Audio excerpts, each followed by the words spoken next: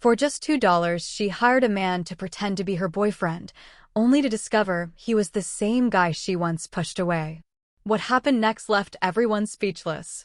Before we dive in, drop a comment with the city you're watching from, and when the story ends, don't forget to rate it from 0 to 10. Let's begin. I had never felt smaller than in the weeks leading up to my sister's wedding. Every conversation at home turned into another reminder of how successful she was, how flawless her fiancé's family seemed, how effortlessly she had stepped into a world of wealth that I could barely imagine.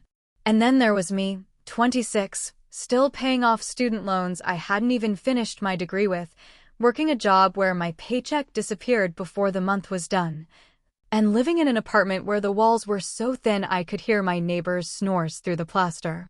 My mother never said it outright, but her sighs at the dinner table and her quick glances at me whenever the conversation turned to achievements were sharper than words. I knew what she thought, that I was the failure, the shadow trailing behind her shining daughter. When the invitation arrived, gold lettering pressed into thick ivory paper, my stomach sank. The wedding wasn't just a family event, it was a parade of money, power, and everything I did not have. I could already imagine the relatives, the colleagues of my soon-to-be brother-in-law, the whispers when they noticed I had arrived alone. In my family, being unmarried at my age was bad enough, but showing up without even a date? It would be another nail in the coffin of their respect for me. I lay awake at night imagining their smirks, the raised eyebrows, the quiet laughter behind champagne glasses. It was my friend Lena who first planted the idea. She tossed it out casually over coffee, as though it were the most natural solution in the world. "Rent a boyfriend," she said, sipping her latte with a smirk. "People do it all the time. There are apps, agencies, even freelancers. One day, one smile, a few compliments to your parents, and you look like the star instead of the loser." At first I laughed, but the more I thought about it, the more it seemed like salvation. If I could just walk into that ballroom on someone's arm, someone handsome and confident, maybe I could finally hold my head up instead of shrinking under their eyes. That was how I ended up standing on the corner of 7th Avenue, clutching a crumpled $20 bill and praying for a miracle. I had searched online, but every boyfriend for hire was out of my budget. The cheapest rate I saw was $500 for 3 hours, which might as well have been $5 million to me. I was about to give up when fate threw me the strangest twist. He appeared out of nowhere, leaning casually against the brick wall near the coffee shop, dressed in a dark jacket that looked expensive even in the fading light. His posture was relaxed, his expression unreadable, and yet there was something magnetic about him, the kind of presence that made people stop mid-step just to look twice. I must have stared too long because suddenly his eyes locked onto mine, sharp and knowing. "You look like a woman in need of a solution," he said, his voice low and rich, almost amused. I flushed. "Excuse me?" He tilted his head, the hint of a smile playing at his lips. "You've been rehearsing a question in your head for the past 5 minutes. Go ahead. Ask me." I don't know what possessed me, but the words spilled out before I could stop them. "Would you pretend to be my boyfriend for one day? Just one wedding, that's all." He studied me, long enough to make me squirm. Then, to my shock, he chuckled softly. "And what are you offering in return?" I opened my wallet, embarrassed to reveal the pathetic state of it. Crumpled bills, coins rattling loose, a receipt for instant noodles. Finally, I pulled out the only thing I could. $2, I said bitterly. "It's all I can spare." For a moment, I wished the pavement would just swallow me whole. But instead of laughing in my face, he leaned closer, his eyes glinting with something unreadable. $2, he repeated slowly, as if testing the weight of it. Then he slipped the bill from my hand, folded it neatly, and tucked it into his jacket pocket. "Deal." I blinked at him, stunned. "You're serious?" He smiled, a smile so confident it sent a shiver down my spine. "Completely. I'll be the best $2 investment you've ever made." Relief and disbelief tangled inside me. I managed to whisper, "Thank you." "Don't thank me yet," he replied, stepping closer so that for the first time I could see the sharp lines of his face, the way his eyes seemed too familiar, though I couldn't place why. His voice dropped to something almost conspiratorial.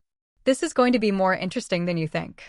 And just as quickly as he appeared, he turned and began to walk away, leaving me breathless in the cooling night air. Something about the set of his shoulders, the easy grace of his stride, tugged at a memory buried deep in my past. I couldn't shake the feeling that I had met him before. The hook tightened around my chest. Who exactly had I just hired for $2? And why did I feel, with a sudden jolt of unease, that this was only the beginning of a story I could never have imagined? The day of my sister's wedding arrived with a mixture of dread and anticipation that coiled in my stomach like a knot I could not untangle. I had not slept well. I had spent half the night staring at the cheap dress I had bought secondhand, praying it would not betray its origin among women who could afford gowns worth more than my yearly salary.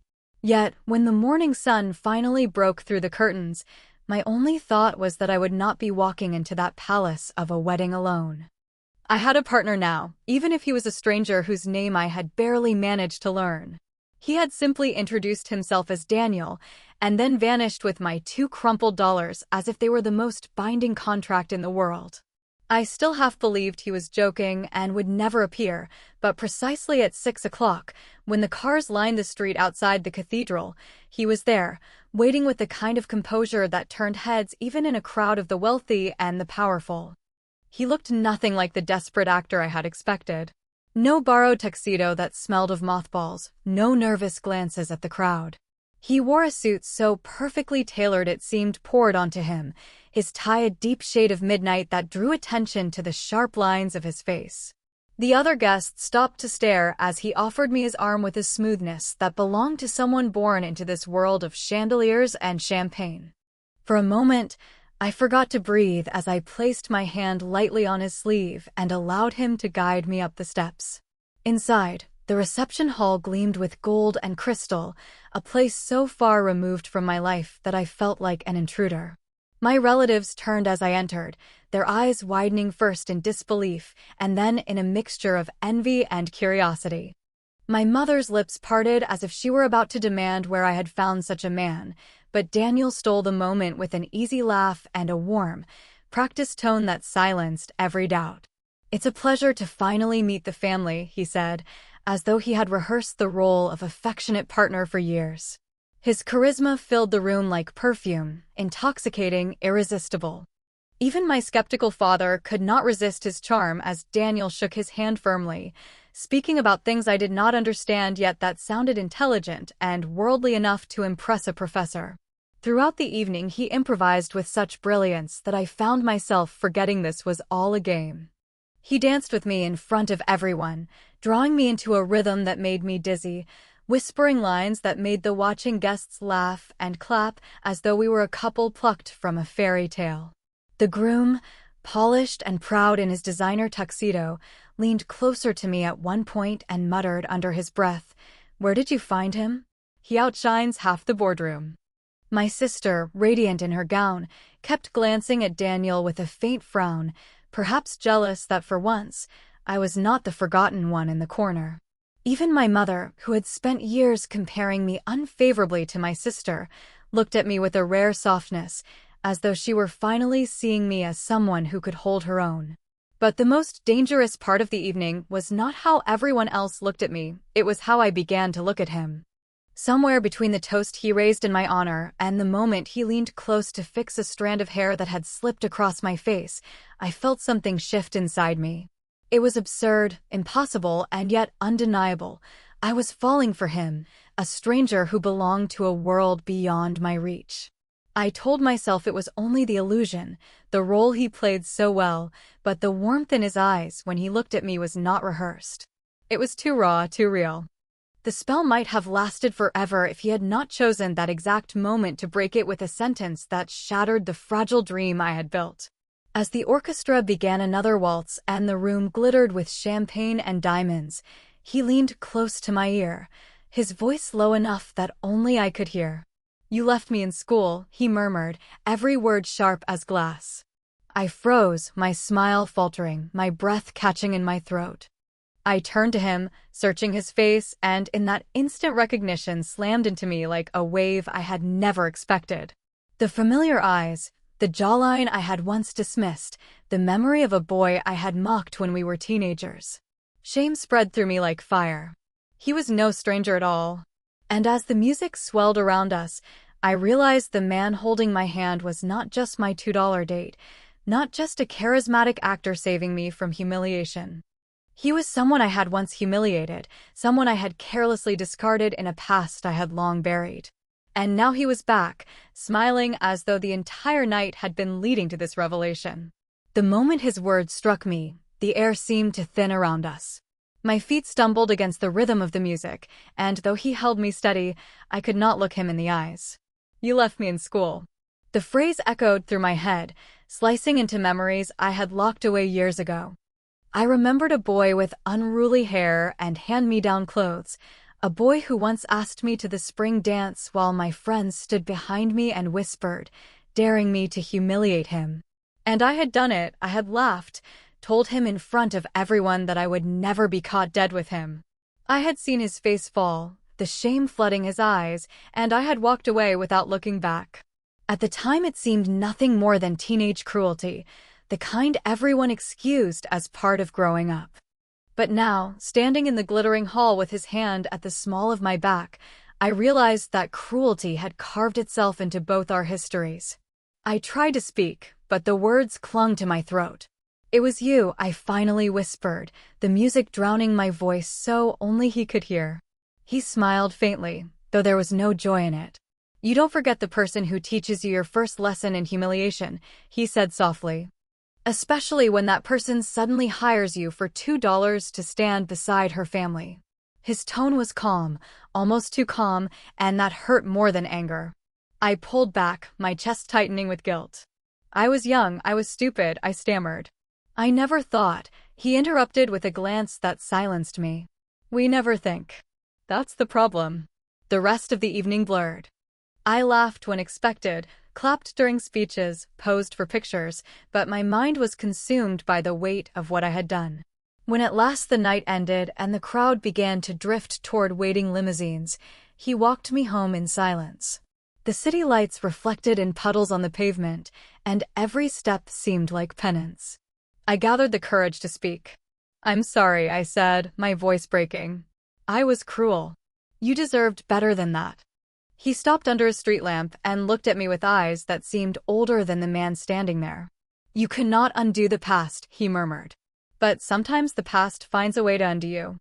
I wanted to ask him who he had become since then, how he had found the confidence, the wealth in his bearing, the effortless charisma that silenced entire rooms. But he gave me nothing, not even his present life. He only offered me his arm once more and walked me to the cracked steps of my apartment building. At the door he paused, his hand brushing mine. "Good night," he said quietly, and for a heartbeat I thought he might confess something more, but instead he turned and disappeared into the shadows of the street. I stood frozen, my chest full of questions. The boy I had mocked had become the man who now haunted me. And yet, beneath the shame and unease, there was something else, an undeniable pull that made me want to know him again, this time without cruelty, without pride. I told myself it was foolish, that nothing good could come from reopening wounds. But when I entered my tiny apartment and dropped into bed, I could not erase the image of his face, the sound of his voice. I tried to sleep, but sleep refused me. It was only the next morning, when my phone buzzed with a message from Lena, that the truth finally struck like lightning. "Is this your guy?" she wrote, attaching a headline. My hands trembled as I opened the link. There on the screen was his face, framed in the kind of glossy photograph reserved for the wealthy elite. The caption beneath it read, "Daniel Cole, CEO of Cole International, one of the youngest billionaires in the city." My breath caught, and the room tilted around me. The boy I had once humiliated, the man who had just played my boyfriend for $2, was not just anyone. He was a billionaire, a man whose name alone could shift markets, a man whose power stretched far beyond the walls of my sister's wedding. And as I stared at the glowing screen in the silence of my shabby apartment, one thought consumed me. He had not told me. He had hidden the truth, let me stumble through guilt and longing without revealing who he really was. My chest tightened with a storm of emotions: shame, fear, and something dangerously close to desire. And I knew, with a clarity that left me shaking, that this was only the beginning of a reckoning I could not escape. The week after the wedding should have been quiet, a return to the usual rhythm of cheap coffee, crowded subways, and the endless calculation of which bills I could postpone until the next paycheck. But nothing was quiet. Everywhere I turned, whispers seemed to follow me. At the office, my coworkers gathered around glowing phone screens, their eyes flicking up toward me with poorly disguised curiosity. At first, I thought I was paranoid, until the HR manager called me into her glass-walled office and slid her tablet across the desk.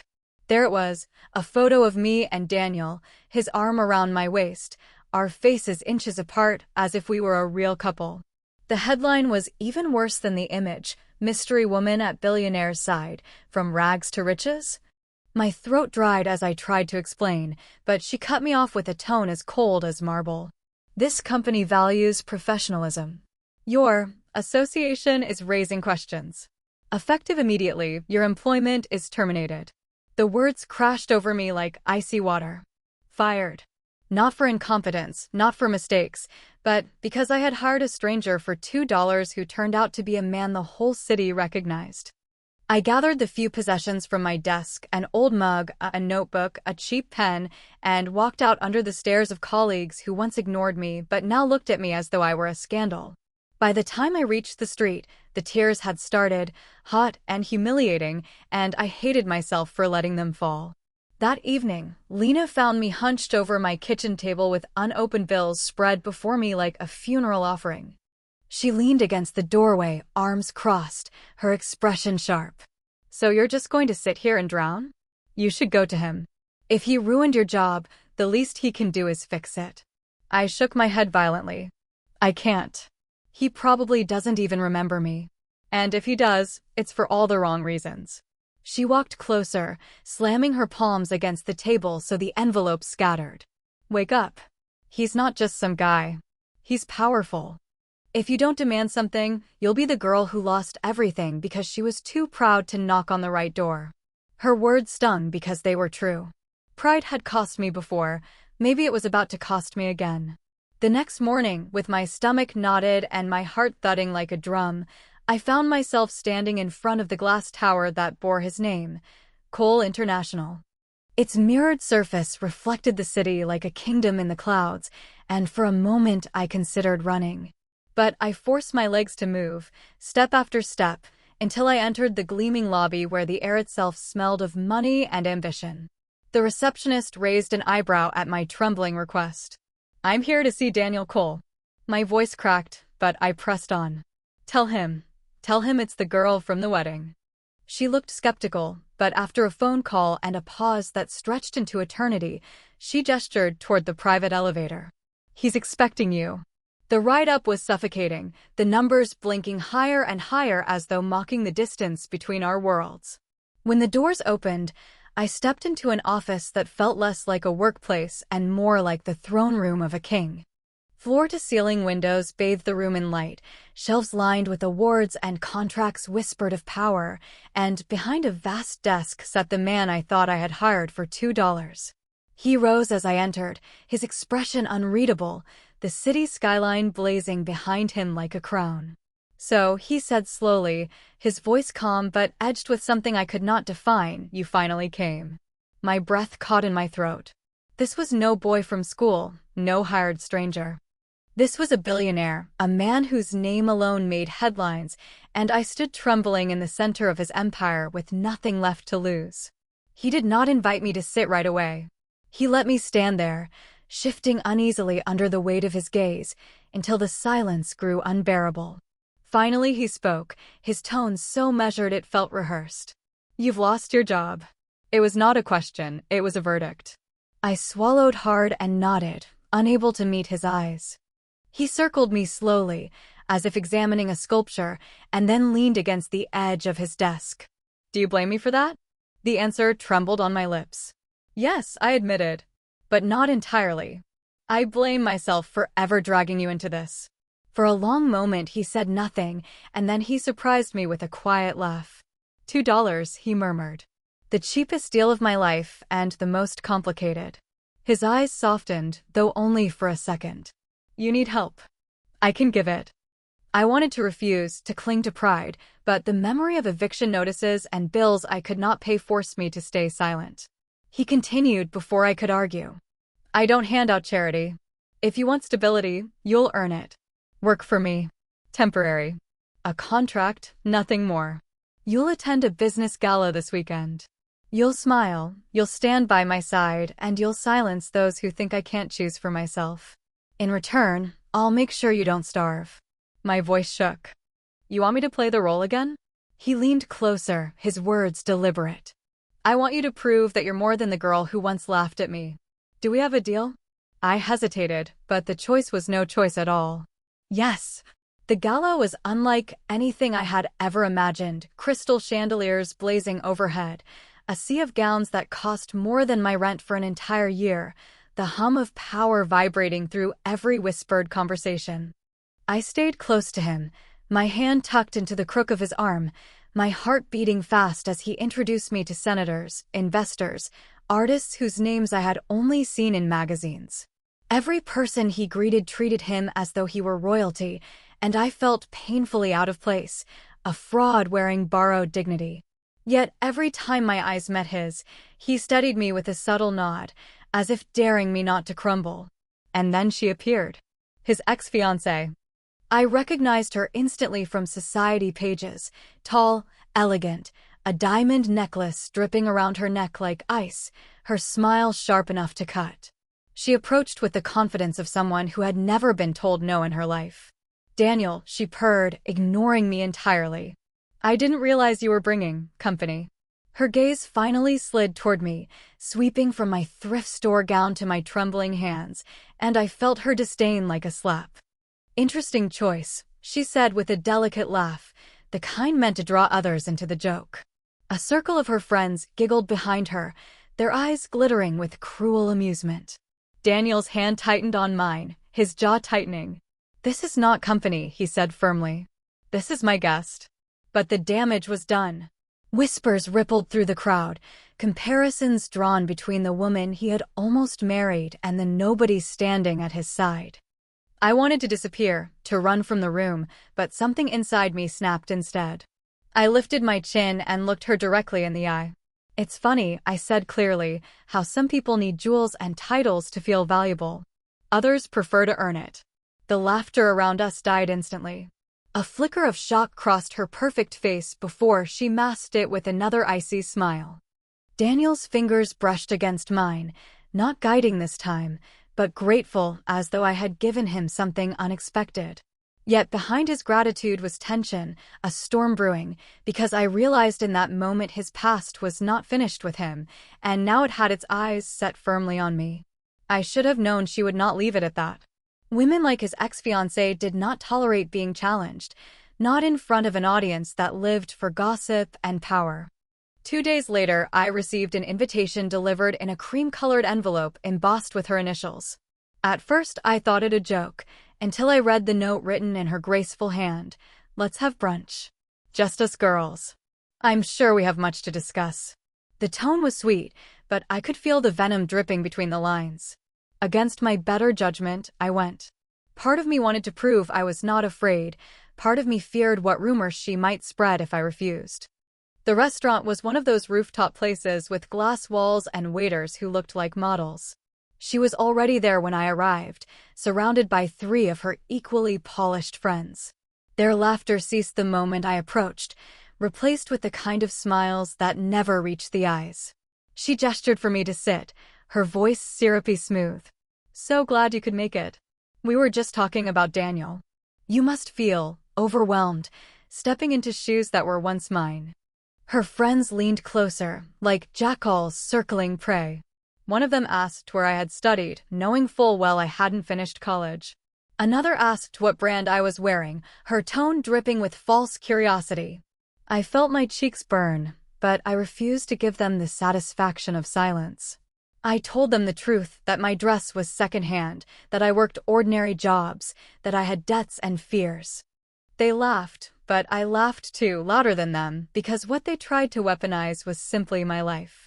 You're right, I told them, I don't come from your world. But maybe that's what makes me interesting to him. I don't need a price tag to know my worth. Her smile faltered for the briefest second, and that was my opening.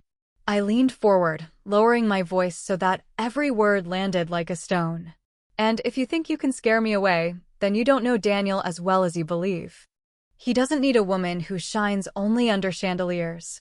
He needs someone who doesn't vanish when the lights go out. The table fell into silence. For once, it was her turn to flush, her friends shifting uncomfortably, unsure whether to defend her or admire my audacity. I stood, my heart pounding but my head held high. Thank you for brunch, I said, and walked away before they could recover. By the time I left the building, my hands were trembling. Yet beneath the nerves was something else, strength I hadn't known I possessed. For the first time in years, I had not bowed to humiliation. I had turned it into a weapon. That evening Daniel appeared at my door, his eyes dark with a mixture of concern and curiosity. She tried to break you, he said.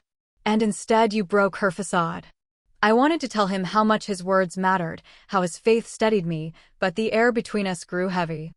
He brushed a strand of hair from my face, and for a heartbeat the world shrank to the space between our lips. My pulse raced, my breath caught, and then he pulled back. The distance returned like a slammed door. Not yet, he whispered, his voice hoarse. I stood frozen in the doorway, torn between anger and longing. He had almost kissed me, had almost crossed the line between pretense and truth, but he had retreated as though afraid of his own heart. I wanted to scream at him, to demand why he would not let himself feel what was so obvious. But instead, I watched his back as he disappeared down the street, leaving me with the bitter taste of something unfinished. That night I lay awake, staring at the ceiling, replaying every second. The strength I had discovered at brunch seemed to waver under the weight of his hesitation. Was I just a pawn in some unfinished war with his past, or was I becoming something more? The question gnawed at me, sharper with every beat of my restless heart. The silence between us became unbearable. After the near kiss that never happened, something inside me snapped. I could not keep floating in the limbo of his half steps forward and sudden retreats. I wanted clarity, not confusion. I wanted warmth, not the constant reminder of walls he refused to tear down. So, I made the decision he never expected. I cut him out. I stopped answering his calls, ignored the messages that lit up my phone at midnight, and avoided the restaurants and streets where I knew his world bled into mine. For days I walked through the city with headphones in my ears, pretending I could drown out the ache inside my chest. It wasn't easy. Every time the phone vibrated, hope flickered before I smothered it. Lena noticed immediately, of course. "You're running," she accused one evening as we sat in my kitchen, the smell of burnt pasta hanging in the air. I crossed my arms, staring at the floor. "I'm protecting myself. He doesn't want me the way I want him. Better to end it now before I fall any deeper." She slammed her fork down, her eyes blazing. Or maybe he's terrified. Did you ever think of that? Men like him, with power and scars, they hide because they're afraid of losing control. But if you walk away, you'll never know if he could have loved you. Her words pierced me, but I shook my head. I can't live on maybes. I've been an embarrassment too many times in my life. I won't beg anyone to want me. So, I threw myself into survival. I took a new job at a small publishing house, nothing glamorous, just enough to pay rent and keep the lights on. The work was tedious, sorting manuscripts, answering emails, but it was steady, and it gave me the illusion of stability. Every morning I forced myself to smile at strangers on the subway. Every evening I convinced myself I didn't care when I saw his face on the covers of business magazines at the newsstand. Yet, when the city grew quiet at night, the ache returned. I would picture him at some high-rise window, staring out at the skyline, perhaps thinking of me, or perhaps not at all. Meanwhile, Lena's warnings lingered in my mind. If you care about him, fight. But I could not fight. My courage seemed to have been used up in that brunch battle with his ex, and what remained was exhaustion. The loneliness crept in slowly, until my apartment felt less like a home and more like a waiting room for a life I wasn't brave enough to claim. I told myself he would move on. He had women chasing him, power that made him untouchable. I was just a chapter he would forget. But the strange thing was he didn't. I heard it in whispers from Lena, who had contacts in places I didn't. He hasn't been seen at events, she said. He looks tired. Distracted. Like a man who's lost something he can't buy back.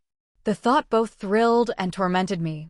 Was I really the reason behind his silence, or was it wishful thinking? Then one night, as rain hammered the city and I sat alone at my desk sorting manuscripts I didn't care about, Lena leaned against my window with her umbrella dripping water onto the floor. Enough, she said flatly. If you really care about him, stop hiding. Go to him. If he's a coward, let him show you. But if you're a coward too, then you deserve this emptiness. Her words left me trembling, because deep down I knew she was right. But before I could decide whether to act, fate intervened in a way neither of us could have predicted. A headline appeared on my phone the next morning: prominent businessman Daniel Cole seen rushing to hospital amid family emergency. My breath caught as I read further. His mother hospitalized. The woman who had raised him, the only family he ever spoke of. And in that moment I realized something with terrifying clarity. I could keep running from him, but I could not abandon him now. I grabbed my coat and stepped into the rain, my heart pounding with fear and hope, knowing that this next encounter would change everything between us. Hospitals had always unsettled me, with their fluorescent lights and the sterile smell of disinfectant that clung to every corridor. That morning, however, as I pushed through the heavy glass doors, my fear was not of the place, but of what I would find inside. I had not spoken to Daniel in weeks, had built walls of silence so high I thought even he could not climb them. And yet, when I saw the headline about his mother, I knew those walls were already crumbling. Whatever pain existed between us, I could not let him face this alone. The receptionist pointed me toward the cardiology wing, and with each step my pulse quickened. I expected security to stop me, to demand why a nobody like me thought she had the right to intrude on a billionaire's private crisis. But when I reached the waiting area, there he was, seated in a hard plastic chair like any other son, his elbows on his knees, his hands pressed together, his usually composed face stripped of its armor. The sight froze me. He did not look like the man who commanded boardrooms, nor the stranger I had once paid $2 to save me from humiliation. He looked broken, and suddenly I did not care about pride or fear. I approached slowly, my voice barely above a whisper. Daniel. His head snapped up, surprise flashing across his eyes before being replaced by something else, something raw, vulnerable, almost desperate. You came, he said, and his voice cracked on the second word. Without thinking, I reached for his hand, and to my shock he did not resist. His fingers closed around mine with a grip that spoke of loneliness, of battles fought in silence. We sat like that for what felt like hours, speaking in fragments at first, then in long confessions that spilled into the sterile air. He told me about his mother's years of illness, how every success he had ever achieved felt hollow when he saw her suffering. I told him about my fears, my shame, how I had built my life around the terror of being seen as less. For the first time, there were no masks, no roles, no pretense of business deals or rented affection. There was just him and me, two wounded souls daring to admit what we had hidden. When the doctor finally emerged to reassure him that his mother's condition had stabilized, I felt his body sag in relief. Tears burned my eyes as he turned to me, his voice hoarse. You shouldn't be here, not after how I've hurt you. I squeezed his hand tighter. And yet I am. Because I couldn't stay away. Later, when visiting hours began, he asked if I would meet her. My heart pounded as he led me into the room where a frail woman lay surrounded by machines. Her eyes fluttered open, and despite her weakness, a faint smile spread across her face. So this is the girl, she whispered. Daniel looked startled. Mother, but she shook her head gently. Don't look so surprised. I've waited years to see you bring someone real, someone who makes you look human again. Her words struck me like sunlight through a storm. I bent down, whispered my name to her, and she clasped my hand with surprising strength. Approval, acceptance, things I had never even dared to hope for were given to me in that moment. And as Daniel watched, his expression softening into something I had never seen before, he leaned close and kissed me, not as an act, not as a deal, but as the first honest gesture between us. The kiss was tender and trembling, filled with everything we had left unsaid. When it ended, his forehead rested against mine, his breath uneven. "You make me feel like I'm not alone anymore," he murmured. For the first time, I believed him. Yet even in that fragile moment of hope, a shadow lingered, the fear that love was not enough to bridge the gulf between our worlds. After the hospital, everything between us felt changed. The kiss lingered like a secret flame I could not extinguish, and yet instead of making things simple, it complicated everything. Daniel became more present, more attentive, as if the barriers he had once clung to had finally begun to crumble. He sent flowers to my apartment that filled the rooms with fragrance I could not afford. He showed up at my new job with coffee as though he were an ordinary man courting an ordinary woman. For a while, I let myself believe in that illusion. But the world does not easily allow a billionaire and a woman like me to exist as equals. The stares on the street, the whispers at the office, the way even strangers seemed to measure me against the image of who they thought belonged at his side, they chipped away at the fragile happiness growing between us. One evening, after a long day shadowing him through meetings and seeing firsthand the immensity of his world, he invited me back to his penthouse. The view from the windows stretched across the city like a kingdom under his command. I stood there in awe, trying to imagine how he lived with such power pressing on him every day. Then he turned to me, his expression unusually solemn. "I don't want to play anymore," he said, his voice deep and steady. "I want something real. With you." My chest tightened as he reached into his pocket, and for one terrifying, beautiful moment I thought he might fall to one knee. Instead, he simply held out a velvet box and opened it, revealing a delicate ring that sparkled in the dim light. "Be with me," he whispered. "Not as an act, not as a contract. Be mine." My breath caught. The part of me that had dreamed of being chosen, of finally proving to my family, to the world, that I was not a failure, screamed yes. But another part of me recoiled in fear. Images flooded my mind, headlines calling me a gold digger, my mother's skeptical looks, the cruel laughter of his ex and her friends.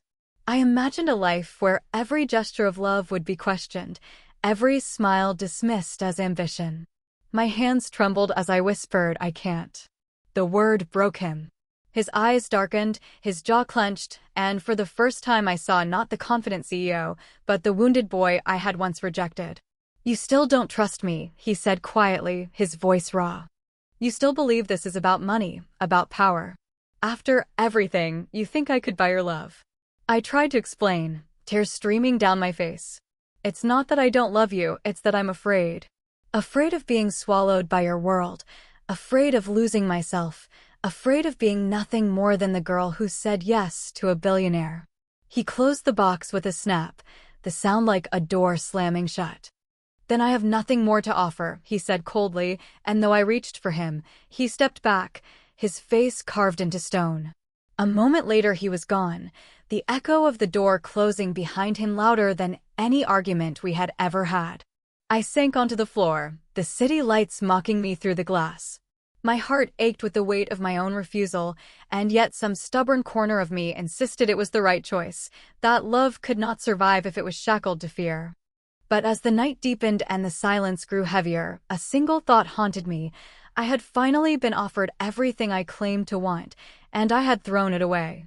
The days after his departure stretched into a silence so heavy I thought it might crush me. I went through motions, work, bills, sleepless nights, but inside, everything was hollow. I told myself I had made the right choice, that rejecting his proposal was the only way to preserve my dignity. Yet dignity was a poor substitute for the sound of his voice, the warmth of his hand, the rare smile that belonged only to me. Each morning I reached for my phone, hoping, but there were no messages. Each evening I sat by the window, staring down at the city streets, imagining him moving through his empire without a second thought of me. The loneliness gnawed at me until even Lena's sharp words could not shake me from despair. Then, one Saturday evening, as I sat in my pajamas with cold tea and unopened mail, A commotion erupted outside. Car horns blared, people shouted, and when I rushed to the window, I saw him, Daniel, standing in the middle of the street below, his suit jacket discarded, his hair tousled by the wind. In his hands was a banner so large it took 2 men to help him hold it upright. Painted across it in bold, defiant letters were the words, "Will you marry me for more than $2?" My heart nearly stopped. Neighbors spilled onto balconies, strangers gathered on the sidewalks, phones lifted to record the spectacle. He looked up at me, his eyes burning with determination, his voice carrying over the noise of the city as he shouted, "I don't care what they call you, I don't care what they say about me. I only care that the girl who gave me $2 is the same girl I want to give everything to. No contracts, no conditions, just us. So tell me, will you?" Tears blurred my vision as I threw the window open, leaning out into the cold air. "Daniel," I cried, my voice shaking. "Yes, yes, I will." The crowd erupted in cheers, strangers clapping and laughing as if they had been waiting for this ending all along. He grinned, his face lit with joy I had never seen before, and moments later, he was racing up the stairs of my building. When I opened the door, he stood there breathless, the banner crumpled in his hands, his eyes wet. "Do you mean it?" he asked softly. I didn't answer with words. I threw myself into his arms, and the kiss that followed was nothing like our first tentative one in the hospital. It was fierce, desperate, full of promises and forgiveness. For the first time, I felt no fear of the world outside, no shame of who I was or where I came from. There was only him, only us. The wedding came months later, a far cry from my sister's gilded spectacle. It was smaller, warmer, filled with people who truly mattered. His mother, fragile but smiling, clasped my hands as though I had always been her daughter. My sister even wept, perhaps from regret, perhaps from joy. And as Daniel slid the ring onto my finger, I realized that everything I had once thought defined me, poverty, shame, mistakes, had led me to this moment where love was simple and true. At the reception, as laughter rang out and music filled the air, Daniel leaned close, his lips brushing my ear. "You know," he whispered, "this all began with $2. Best investment I ever made." I laughed through my tears, resting my head against his chest. And when, weeks later, I discovered I was pregnant, the world seemed to expand into a future I had never dared to dream. No longer the forgotten daughter, the poor girl, the one left behind. I was his partner, his love, his family. And for the first time in my life, I believed that happiness was not just for others, it was mine too.